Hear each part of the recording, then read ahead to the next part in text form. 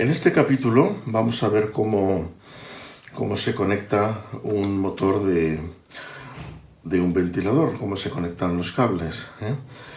Y bueno, pues primero os digo la receta, cómo se conecta. En este caso está extraído del ventilador, de lo que es la carcasa, para hacer unas pruebas de velocidad.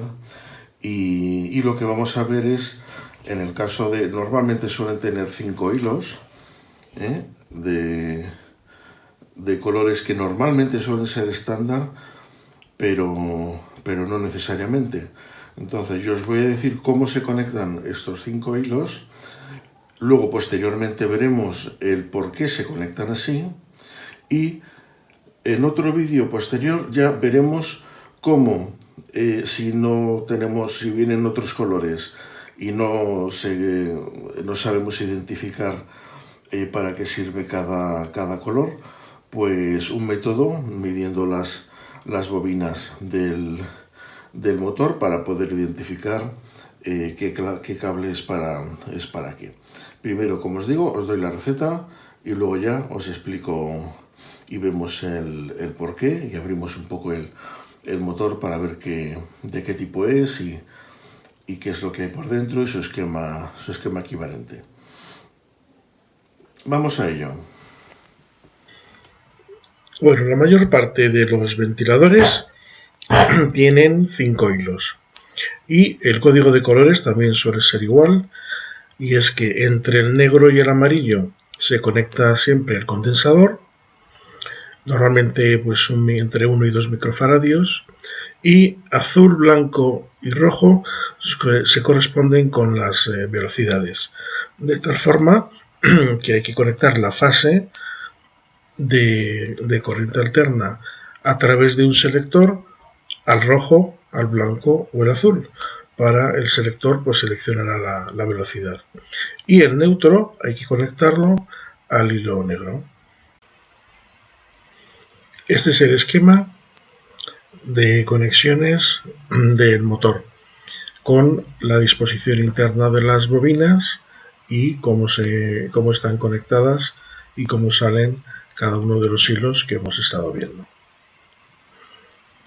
Si tenéis un poquito de paciencia en lo que sigue, pues vamos a ir viendo cada uno de los puntos para ver que efectivamente esa es la conexión y ese es el esquema y el porqué. Bueno, vamos a ver el interior de un ventilador convencional. Como veis, lo tengo ya prácticamente desarmado porque he estado mirando un poco el interior. Los únicos mandos son las 3 velocidades, el interruptor de apagado o encendido del movimiento que direcciona el flujo del aire, y un timer, un reloj, para si se quiere tener funcionando durante un determinado tiempo, y que también tiene la función de desconectado, off, conectado, on, que significa que siempre estará, y los diferentes minutos en caso de que en vez de ponerlo como on, lo ponemos durante un tiempo determinado. Vamos a ver qué nos encontramos en el interior. Bueno, pues en el interior, una vez quitadas las aspas, nos encontramos con que tenemos por un lado el motor del ventilador. Lo tengo desmontado para ver luego el interior, y otro motorcito que en este caso va a de 5 a 6 revoluciones por minuto, y que lo que hace es un motor síncrono, y lo que hace es el movimiento del direccionador de flujo. Este es el motor del ventilador desmontado. Vemos que las características son 220 voltios, 50 hercios y 45 vatios de potencia. Una única rotación, en este caso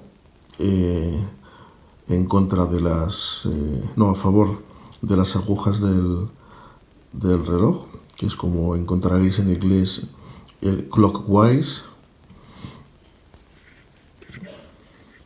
y cuando va en contra el counterclockwise. Lo digo simplemente por si veis algún vídeo y no manejáis muy bien el inglés y queréis más o menos entender lo que puede estar diciendo el hombre. En este caso tenemos que el estator, por un lado,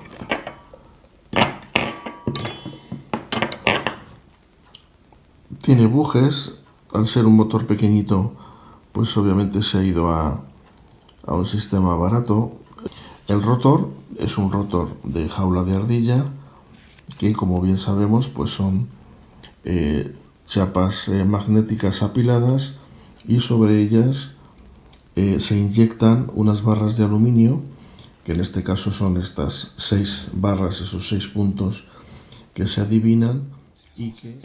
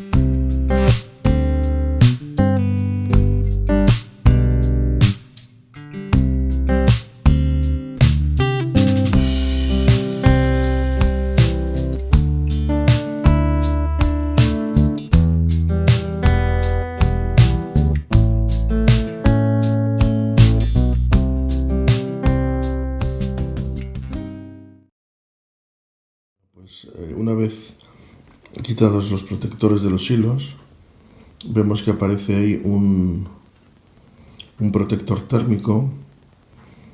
El protector térmico es del tipo diodo, y en este caso vemos que pone es de 145 grados, 2 amperios como máximo.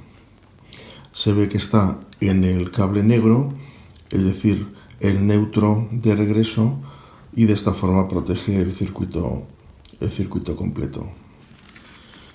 Este es el cable con la entrada del motor. En este caso tiene 5 hilos. Al final, siempre de los 5 hilos, 3 son las velocidades. Se conecta el positivo exterior, o una de las fases exterior se conecta a una de las 3 velocidades, y luego tiene 2 hilos de salida. Aquí tenemos el esquema interno del motor con las 8 bobinas, y se ha representado con una flecha para las bobinas de cada grupo en qué sentido generan el flujo magnético, por lo que veremos ahora en función del paso de la corriente.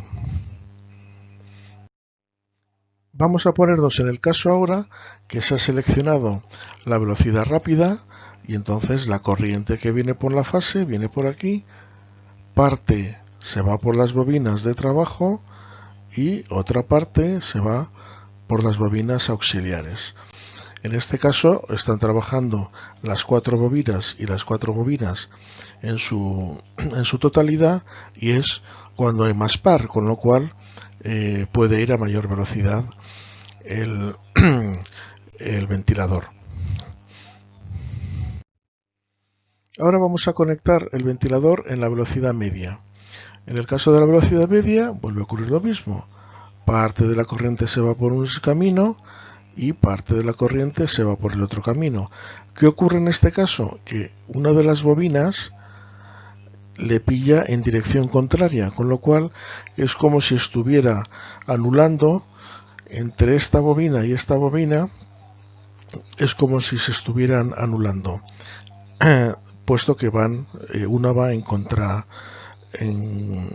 contradirección a la otra, de tal forma que trabajan tres bobinas y tres bobinas, el flujo magnético es más pequeño, el campo magnético también, y el par que se produce también es más pequeño, con lo cual la velocidad a la cual se iguala el par del motor y el par resistente del flujo de aire pues es más pequeño, y por eso baja la velocidad.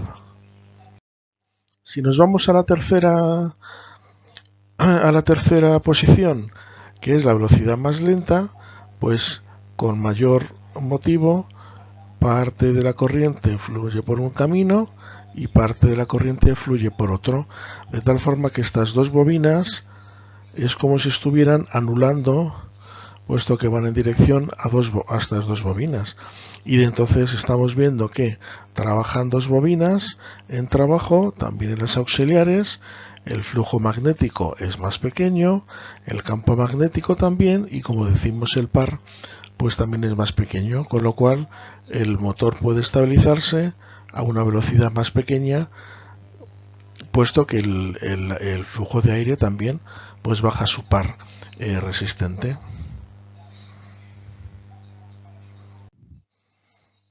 Hasta ahora hemos visto cómo funciona, siempre pues considerando 5 hilos, que la verdad es que la mayor parte de los motores, no la mayor, todos los motores de ventilador de estos domésticos que he estado viendo pues tienen el mismo código de colores de rojo, blanco y azul.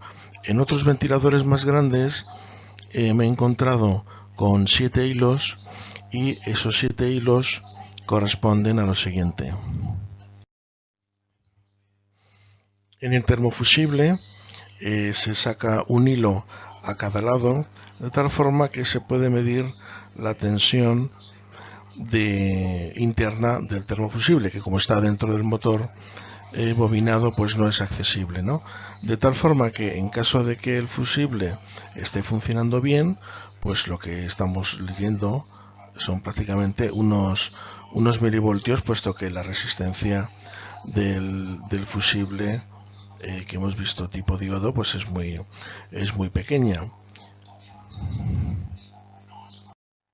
Y en caso de que se haya fundido por sobretemperatura o por excesivo paso de corriente, pues el circuito se abre y lo que estamos midiendo entre bornas pues es prácticamente el circuito abierto a ambos lados de cada fase, es decir que estaríamos midiendo unos 220 voltios aproximadamente, y es la forma de controlar si el fusible está bien o mal. Esto, bueno, pues solamente yo creo que aparece en los ventiladores grandes tipo aire acondicionado, los que lleven los split, y otros que tienen más control y alguna placa electrónica para tanto para programar el funcionamiento como para supervisarlo, ¿no?